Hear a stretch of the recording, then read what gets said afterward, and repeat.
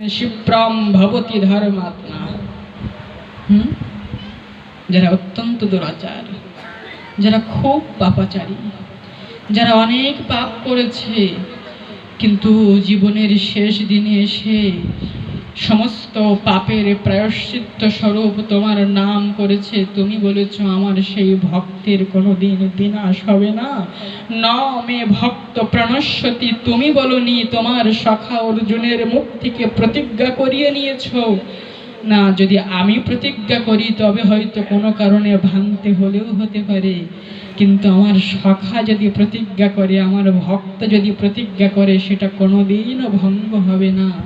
তাই অর্জুনকে দিয়ে প্রতিজ্ঞা করিয়ে নিয়েছ। অর্জুন, তুমি প্রতিজ্ঞা করে বলে দাও, ন মে ভক্ত প্রণশ্যতি, এই জগতে যে আমার ভক্ত তার কোনোদিনও বিনাশ হয় না। এটা হলো ভক্ত বাৎসল্য ভগবানের। মৃত্যুকালে ভীষ্মদেব সেই পার্থ সারথি রূপের প্রতি কামনা শূন্য ভক্তি নিবেদন করেছে।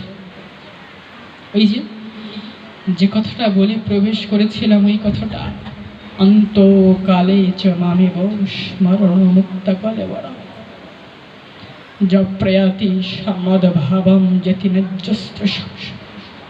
মনে পড়বে কি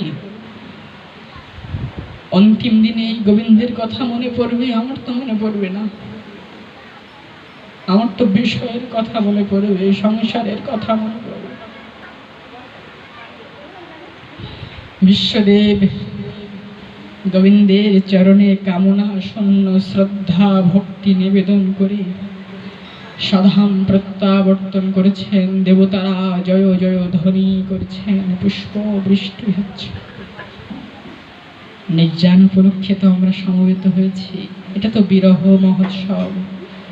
তাই বিরহের কথাগুলো শুনছি, যেন এমনভাবে অন্তিমকালে গোবিন্দকে স্মরণ করতে পারি, এমনভাবে কৃষ্ণ বলে চোখের জল ফেলে কেঁদে কেঁদে বলতে পারি, প্রভু এবার দেখা দাও, আর আমাকে ঘোরায়ও না এই সংসারে।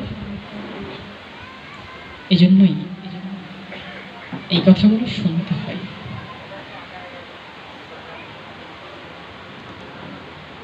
আমরা হরিদাস ঠাকুরের কথা স্মরণ করব।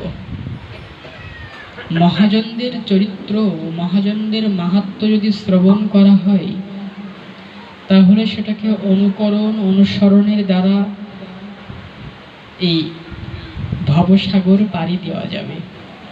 অনুকরণ অনুসরণ কেবলমাত্র শুনে বসে থাকলে চলবে না, চেষ্টা করতে হবে নিজের জীবনে কিছু পরিবর্তন নিয়ে আসা।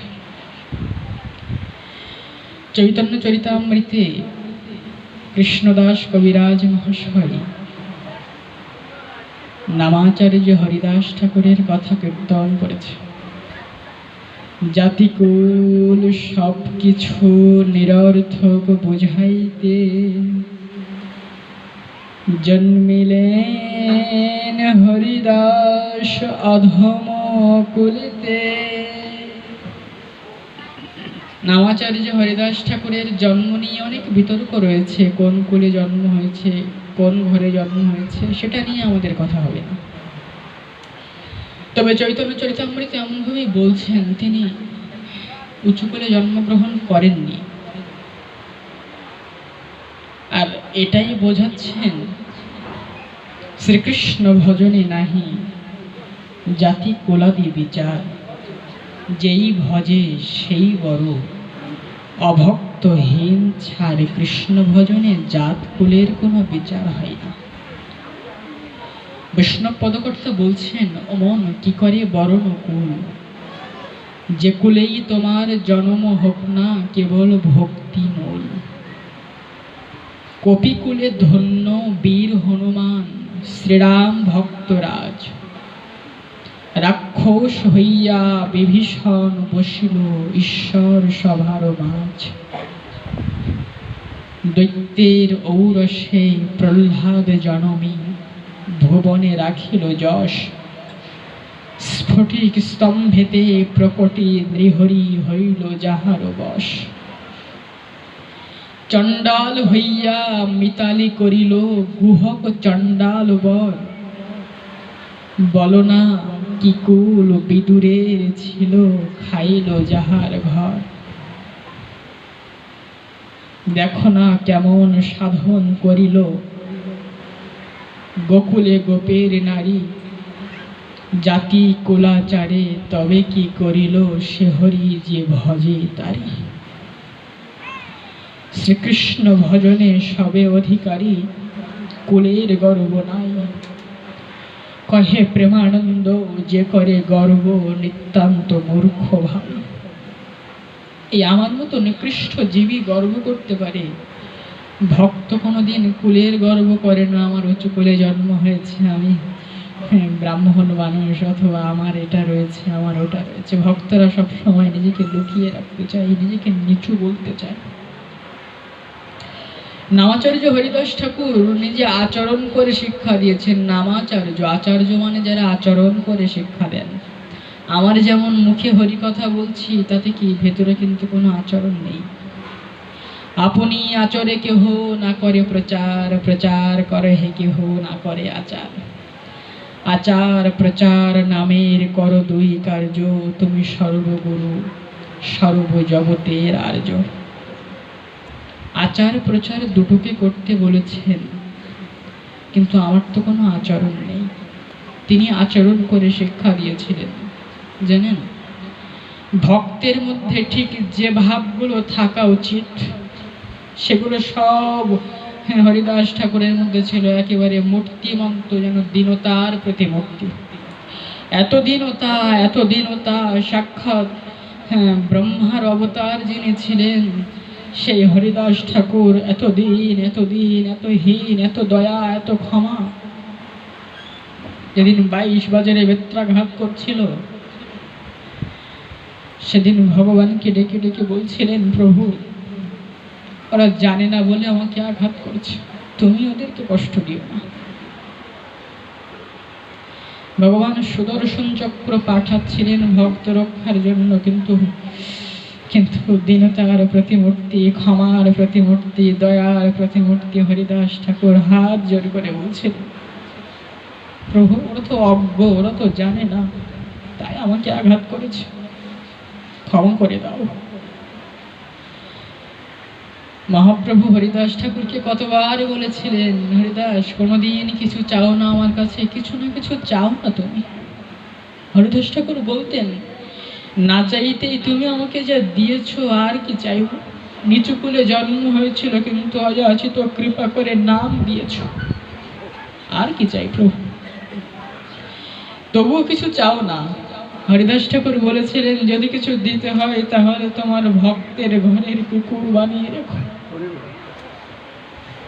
যদি আর কোনোদিন জগতে জন্ম হয় তাহলে তোমার ভক্তের ঘরের কুকুর বানিয়ে রেখো, কুকুরের মতো যেন তোমার চরণে পড়ে থাকতে পারে। বৈষ্ণব পদকর্তা ভক্তি বিনোদ ঠাকুর একটা পদ রয়েছে, সর্বস্ব সর্বস্ব তোমার চরণে সপিয়া পড়েছি তোমার ঘরে, তুমি তো ঠাকুর তোমার কুকুর বলিয়া জানো মোরে। বান্ধিয়া নিকটে পালিবে আমারে, রহিব তোমার দ্বারে। প্রতীক জনেরে আসিতে না দিব, রাখিব ঘরের পারে। তব নিজ জনে প্রসাদ সেবিয়া, উচ্ছিষ্ট রাখিবে যাহা। আমার ভোজন পরমানন্দে, প্রতিদিন হইবে তাহা। বসিয়া শুইয়া তোমার চরণ চিন্তিব সতত আমি, নাচিতে নাচিতে নিকটে যাইব যখন ডাকিবে তুমি।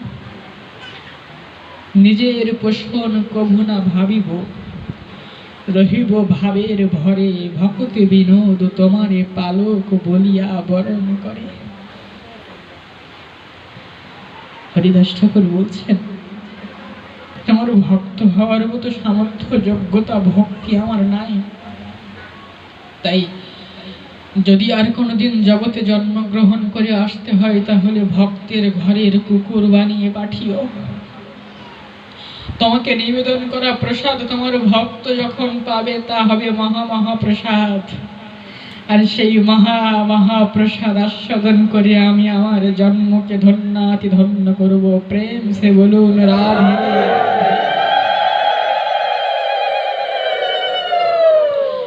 জীবনের অন্তিম সময়ে যখন গম্ভীরাতে থাকতেন, জগন্নাথ মন্দিরের পাশে থাকতেন না, দূরে থাকতেন। ভক্তদের দেখলে, মহাপ্রভুকে দেখলে দূর থেকে পথের মধ্যে লুটিয়ে পড়তেন, কিন্তু পাশে গিয়ে প্রণাম করতেন না। মহাপ্রভু জিজ্ঞাসা করতেন, হরিদাস কোথায়? হরিদাস তো অনেক দূরে, হরিদাস নিকটে আসে না। ভক্তরা গিয়ে হরিদাসকে ডাকে, হরিদাস ঠাকুর বলে, ওখানে ভক্ত রয়েছে, আমার দেহ স্পর্শ পেলে ওরা সব অপবিত্র হয়ে যাবে। নিচু কুলে জন্ম হয়েছে, হীন জাতিতে জন্ম হয়েছে, তাই আমি যাব না। ভক্ত যতই দূরে থাকুক না কেন, ভগবান তো থাকে না। মহাপ্রভু বারবার হরিদাসের পাশে আসে আর আলিঙ্গন করে জড়িয়ে ধরে। হরিদাস ঠাকুর বাধা দেয়, ছুঁয়ো না, ছুঁয়ো না প্রভু, ছুঁয়ো না, আমাকে স্পর্শ করো না। আমাকে স্পর্শ করলেই তোমার দেহ অপবিত্র হয়ে যাবে। হরিদাস, তোমা স্পর্শী পবিত্র হইতে, তোমার সম পবিত্রতা আর নাহি কো আমাতে। তোমার সমান পবিত্র আমি নই, তোমার মতো ভক্তি আমার নাই হরিদাস। তাই তোমাকে বারবার স্পর্শ করি যেন ভক্তের স্পর্শে একটু ভক্তি হয়। শ্রীধর স্বামীর ঘরে গিয়ে পাধর পাত্রে জল ঢক ঢক করে খেয়েছিলেন। শ্রীধর স্বামী এসে হাত ধরেছিলেন, তোমাকে দেওয়ার মতো জল কি ছিল না আমার? জানো শ্রীধর, আমার তো ভক্তি নাই, আমার হৃদয়ে তো ভক্তির বড় অভাব, তাই ভক্তের পাধর জল খেয়েছি যদি একটু ভক্তি হয়। এমন মহিমা।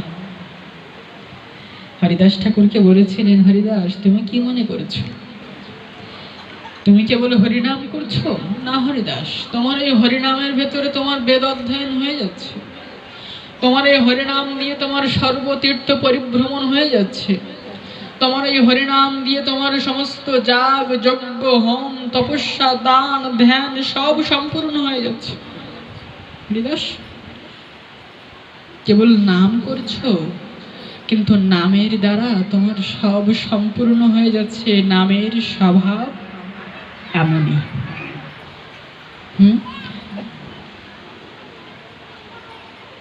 ভাগবতের মধ্যে বলা হয়েছে, কোন কুকুর মাংস ভোজনকারী চণ্ডালের জিহ্বায় যদি ভগবত নাম উচ্চারিত হয়, তাহলে ওই চণ্ডাল ও ব্রাহ্মণের সমান পূজনীয় হয়ে যায়, পবিত্র হয়ে যায়।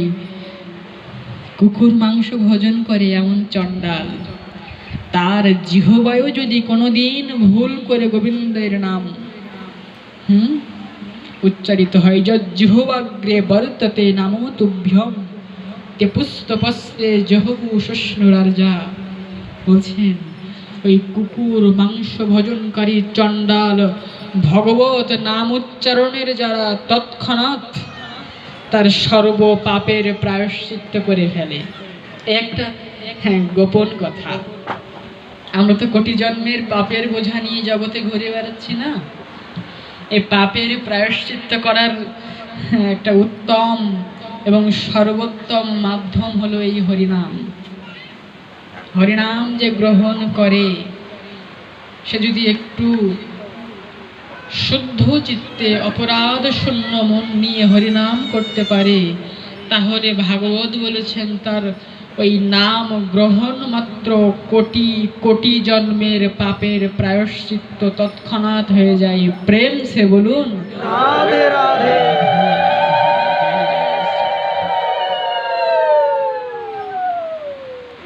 দীনতার প্রতিমূর্তি নামাচার্য হরিদাস ঠাকুর মহাপ্রভুকে বলছেন, প্রভু হীন জাতিতে জন্ম মোর নিন্দ কলেব, হীন কর্মে রত মুই অধম পামর। নিচু কুলে জন্ম হয়েছে আমার, হীন কুলে জন্ম হয়েছে, আমাকে স্পর্শ করলে, আমাকে দেখলে জীবের পাপ হয় অদৃশ্য অস্পৃশ্য মরে অঙ্গীকার করিয়া লৌলভ হতে কারি তুমি বৈকুণ্ঠে চড়াইলা। তুমি অযাচিত কৃপা করে এই নাম দিয়েছ প্রভু। তবে তবে আমি কোনোদিন ওই গম্ভীরা মন্দিরের সামনের পথ দিয়ে যেতে চাই না। ওই পথ দিয়ে গেলে যদি তোমার ভক্তের সাথে আমার দেহের স্পর্শ হয়, তাহলে তো তারা অপবিত্র হয়ে যাবে আমার দেহ স্পর্শে। এত দীনতা কোনোদিন যেতেন না ওই পথ দিয়ে, মহাপ্রভুর কাছে যেতেন না। বরং মহাপ্রভু বারবার হরিদাস ঠাকুরকে দেখতে আসতেন। যখন জীবনের অন্তিম সময়ে দেহে বার্ধক্য এসেছে, এখন আর সেইভাবে ভজন করতে পারছেন না, ঠিক এমন সময়ে মহাপ্রভু সেবক গোবিন্দকে দিয়ে মহাপ্রসাদ পাঠিয়েছেন হরিদাসের কাছে। একদিন গোবিন্দ মহাপ্রসাদ লইয়া হরিদাসে দিতে গেল আনন্দিত হইয়া। গোবিন্দ গিয়ে দেখে হরিদাস ঠাকুর করিয়াছেন শয়ন, মন্দ মন্দ করিতেছেন নাম সংকীর্তন। হরিদাস ঠাকুর শুয়ে শুয়ে নাম করছে। কেন শুয়ে শুয়ে নাম করছে? শরীরটা অনেক খারাপ, বসে বসে আর হরিনাম করার সামর্থ্য নেই, তাই শুয়ে পড়েছেন, নাম ছাড়ছেন না। গোবিন্দ গিয়ে বলছেন, হরিদাস দেখো, মহাপ্রভু তোমার জন্য মহাপ্রসাদ পাঠিয়েছেন, এই প্রসাদ গ্রহণ করো। গোবিন্দ বলছেন, আজ তো আমি উভয় সংকটে পড়েছি। আমার সংকল্প রয়েছে যত সময় না পর্যন্ত নামের সংখ্যা পূরণ না হবে তত সময় কিচ্ছু মুখে দেব না, কিন্তু মহাপ্রসাদ এনেছ, তা কি করে উপেক্ষা করব? শুষ্ক পর্যুষিতম বাপি নিতম বা দুরুদেশত প্রাপ্ত মাত্র বক্তব্যম নেত্র কাল বিচারণা। আচ্ছা, এমন অবস্থায় যদি আমরা করি, কি করব? মহাজন নির্দেশিত পথে চলতে হবে, মহাজন যা আচরণ করেছেন তাই করতে হবে।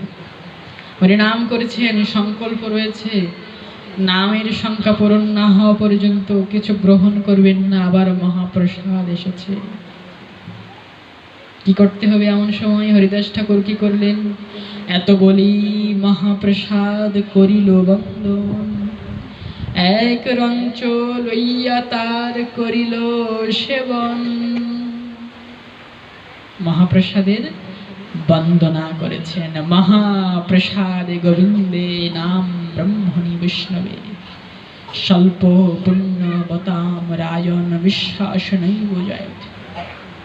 মহাপ্রসাদ সাক্ষাৎ গোবিন্দ, গোবিন্দের নাম, ব্রাহ্মণ বৈষ্ণব এগুলো স্বল্প ভাগ্যের দ্বারা পাওয়া যায় না, অনেক সৌভাগ্য ছাড়া পাওয়া যায় না।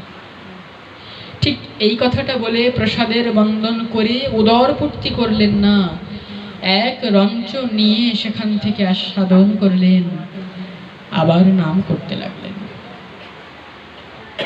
পরদিন মহাপ্রভু তার ঠাই আইলা, কেমন আছো হরিদাস তাহারে পুছিলা।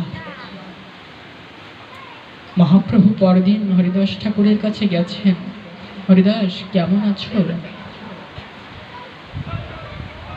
ভগবান যদি এমন ভাবে আমার কাছে এসে জিজ্ঞাসা করতো কেমন আছো, ভগবানকে একেবারে নিচের থেকে শুরু করে উপর পর্যন্ত যত ব্যথা যত যন্ত্রণা আছে সব বলতাম। ভগবান পায়ে ব্যথা, হাঁটুতে ব্যথা, কোমরে ব্যথা, বুকে ব্যথা, কত ব্যথা আমার, কত যন্ত্রণা, সংসারে সুখ নেই, ছেলেটা মানুষ হচ্ছে না, এত অসুবিধা। হরিদাস ঠাকুর তার শরীরটা ভালো নেই, বসে বসে হরিনাম করতে পারছেন না, কিন্তু মহাপ্রভুকে সেটা বললেন না, বরং বললেন, প্রভু শরীর ভালো আছে, মন ভালো নেই। কেন মন ভালো নেই? আমার মন খারাপ হয় কখন জানেন? যখন সাংসারিকভাবে কোনো কষ্ট পাই, যখন শারীরিকভাবে কোনো আঘাত পাই, যখন মানসিকভাবে কোনো কষ্ট পাই, যখন একটু অর্থহানি হয়, যখন একটু কোনো ক্ষতি হয়, পরিবার পরিজনের কারোর কোনো বিপদ হয়, তখন আমার মন খারাপ থাকে। কিন্তু কিন্তু ভক্তের মন খারাপ হয় ভজনের জন্য। কোনোদিন এমন আমার হয় না, মন খারাপ হয় না আজ হরি কথা শুনতে যেতে পারিনি, আজ আমার হরিনামটা ঠিকভাবে হলো না, আজ কোনো ভক্তের চরণে প্রণাম করতে পারিনি, আজ আজ ভগবানের সেবা দিতে পারিনি, আজ একটা ফুল তুলসী চয়ন করে গোবিন্দের চরণে নিবেদন করতে পারিনি, আজ একটু ভক্ত সঙ্গে প্রেমানন্দে বিভোর হয়ে হরি কথা সাধন করতে পারিনি। এ কথা ভেবে আমার মন কোনোদিনও খারাপ হয় না। হরিদাস ঠাকুর বলছেন, প্রভু নামের সংখ্যাটা যে ঠিকভাবে পূরণ করতে পারছি না। হরিদাস, বৃদ্ধ হইলা এবে সংখ্যা অল্প করো, সিদ্ধ দেহ তোমার সাধনে এত আগ্রহ কেন ধরো? তুমি তো বুড়ো হয়ে গেছো, এখন ভজন একটু কমিয়ে দাও না, তোমার দেহ তো সিদ্ধ, ভজনে সিদ্ধ, এত আগ্রহ কেন? হরিদাস, লোক নিস্তারিতে তোমার এই অবতার, নামের মহিমা লোকে করিলে প্রচার। এবে সংখ্যা অল্প করি করো সংকীর্তন। হরিদাস কহে, প্রভু শোনো মোর সত্য নিবেদন। প্রভু তোমার চরণে আজ আমার একটি চাওয়া রয়েছে। কোনোদিন যেচে কিছু চাননি, ভগবান মহাপ্রভু অযাচিতভাবে যা দিয়েছেন তাই নিয়েছেন, যেচে চাননি, আজ চাইছে। কি চাও হরিদাস? প্রভু এক বাঞ্ছা হয় মোর বহুদিন হইতে, লীলা সম্বরিবে তুমি লয় মোর চিত্তে। সেই লীলা প্রভু মোরে কভু না দেখাইবা, আপনার আগে মোর শরীর পারিবা। আমি জানি আর বেশি দিন তুমি জগতে থাকবে না, খুব শীঘ্রই হলিলা সংবরণ করে তুমি চলে যাবে। কিন্তু তোমার এই বিরহ যন্ত্রণা তো আমি মেনে নিতে পারবো না। এই দেহ দিয়ে তোমার বিরহ আমি কি করে সইব প্রভু? তাই সেই লীলা প্রভু মোরে কভু না দেখাইবা, আপনার আগে মোর শরীর পারিবা। কিভাবে যাব জানো? তোমার আগেই দেহ ত্যাগ করতে চাই। কিন্তু জগতের আর পাঁচজন যেমন অকারণে মৃত্যুবরণ করে, তেমন অকারণ মৃত্যুবরণ আমি করতে চাই না। কারণ মৃত্যু আছে আর অকারণ মৃত্যু আছে। যে উদ্দেশ্য নিয়ে জগতে এসেছি, সেই উদ্দেশ্য, সেই লক্ষ্যে যে পৌঁছাতে পেরেছে তার মৃত্যুটা কারণ মৃত্যু। আর আমার মতো সেই উদ্দেশ্য ভুলে, কৃষ্ণ ভুলে যে কেবলমাত্র সংসারে পরিভ্রমণ করছে, তার মৃত্যুটা হলো অকারণ মৃত্যু। তার যাওয়া আসা জগতে সার হলো। একটা কথা রয়েছে, কৃষ্ণ ভজন করে যদি 5 দিন বাঁচা যায় তাও সার্থক। কৃষ্ণ ভুলে 5000 বছর বেঁচে থাকার কোনো সার্থকতা নাই। 5000 বছর বেঁচে থাকার কোনো সার্থকতা। চৈতন্য ভাগবতে একটা কথা বলেছেন বৃন্দাবন দাস ঠাকুর, অনায়াসে মৃত্যু জীবন দৈন্য বিনে, কৃষ্ণ সেবায় সে হয় নহে বিদ্যা ধনে। দুটো জিনিস, অনায়াসে মৃত্যু। জগতে কত যন্ত্রণাদায়ক মৃত্যু হচ্ছে না? কৃষ্ণ নাম করতে করতে একটা সহজ মৃত্যু, অনায়াসে মৃত্যু। আর জীবন দৈন্য বিনে, জীবনে যদি একটু কৃষ্ণ ভজন করে সুখে শান্তিতে মনটা যদি একটু প্রশান্ত চিত্তে কাটে, এই দুটি জিনিস, জীবন দৈনন্দিনে কৃষ্ণ সেবায় সে হয় নহে বিদ্যা ধনে। এগুলো কখনো বিদ্যা ধনের দ্বারা পাওয়া যায় না, কৃষ্ণ সেবার দ্বারা হয়। অনেক টাকা রয়েছে, কিন্তু এমন কঠিন মৃত্যু হলো, এমন যন্ত্রণাদায়ক মৃত্যু হলো, টাকা দিয়ে মৃত্যুটা আটকাতে পারলো না। অনেক উঁচু কুলে জন্ম হয়েছে, অনেক মান সম্মানের উচ্চ আসনে বসেছে, অনেক লেখাপড়া শিখেছে, কিন্তু সংসারে সুখ নেই। এত দুঃখ, এত কষ্ট, এত জ্বালা, এত যন্ত্রণা। তাই কি অপূর্ব কথাটা বলল, অনায়াসে মৃত্যু আর জীবন দৈন্যবিনে কৃষ্ণ সেবাই সে হয় নহে বিদ্যা ধনে। যত টাকা থাকুক, যত অর্থ থাকুক, যত সম্পদ থাকুক, কৃষ্ণ সেবার দ্বারা যে সুখ পাওয়া যায়, পরমানন্দ যেটা কৃষ্ণ ভজনের দ্বারা পাওয়া যায়, ওই অর্থের দ্বারা, ওই সম্পদের দ্বারা কোনোদিন সেই পরমানন্দ পাওয়া সম্ভব নয়। প্রেম সে বলুন রাধে।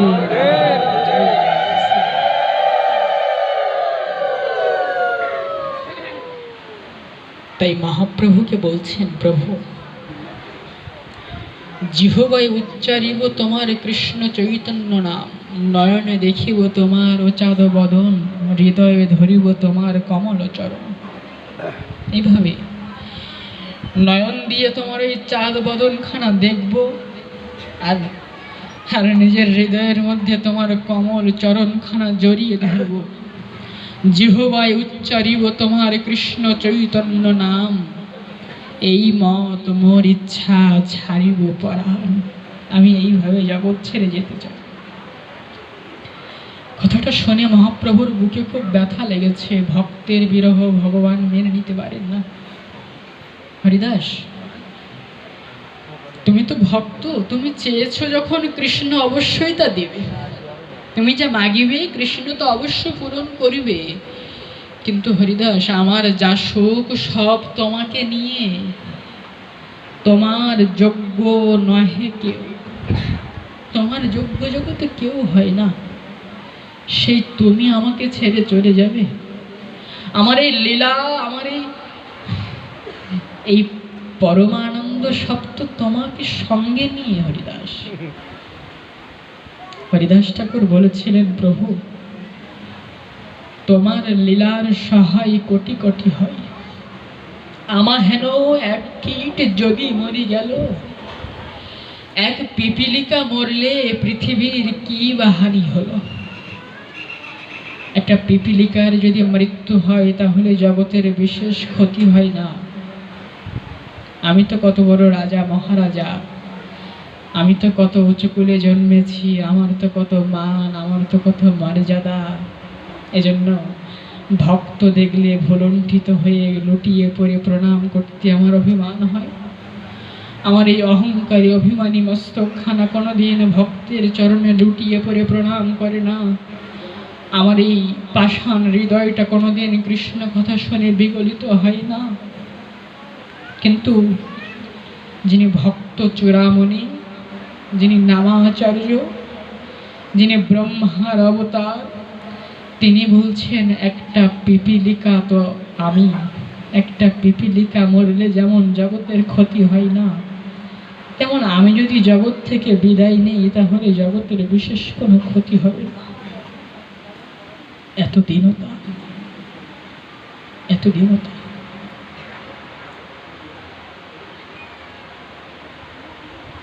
মহাপ্রভু পরদিন ভক্তদের সাথে করে নিয়ে গেছেন হরিদাস ঠাকুরের কাছে। হরিদাস ঠাকুরকে ডাকছেন, হরিদাস বাইরে এসো, দেখো কত ভক্ত এসেছে।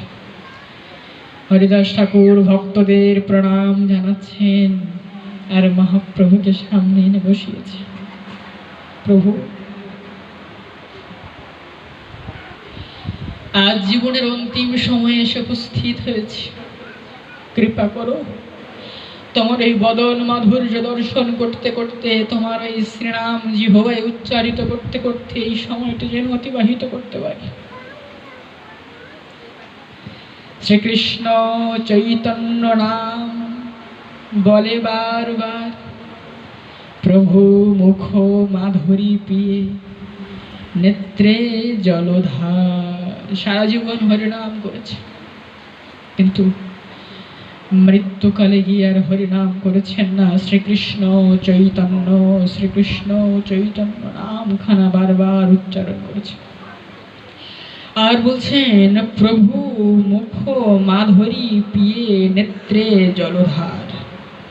প্রভুর ওই বদন মাধুর্য দর্শন করে তার দুটো নয়ন দিয়ে অবিরত প্রেমাশ্রু বর্ষিত হচ্ছে।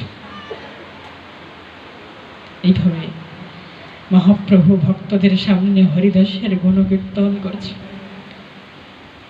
ভক্তরা খুব বিস্মিত হয়ে হরিদাসের কথাগুলো শুনছিল, আর বারবার ওই ভক্তদের পদধূলি, হরিদাসের পদধূলি মাথায় ধারণ করছিল। এর মধ্যে হরিদাস ঠাকুর হৃদয়ে ধরিল তার কমল চরণ, নয়নে দেখিল তার চাঁদ বদন, জিহ্বায় উচ্চারিল কৃষ্ণ চৈতন্য নাম। শ্রীকৃষ্ণ চৈতন্য নাম করিতে উচ্চারণ, নামের সহিত প্রাণ কইল উৎক্রমণ। হরি বল, হরি বল। সেই নাম উচ্চারণ করতে করতে নামের সাথেই যেন প্রাণটা চলে গেল ভগবত ধামের উদ্দেশ্যে। ভক্তরা বিস্মিত হয়ে তাকিয়ে দেখলেন যে সাক্ষাৎ বিশ্বদেবের নির্যাত। বিশ্বদেব যেমন ইচ্ছা মৃত্যুবরণ করেছিল, ঠিক তেমন ভাবে হরিদাস ঠাকুর মৃত্যুকালে ভগবানকে দেখতে দেখতে, ভগবানের নাম করতে করতে নিজের হৃদয়ের মধ্যে ভগবত চরণকে জড়িয়ে ধরেই দেহত্যাগ করলেন।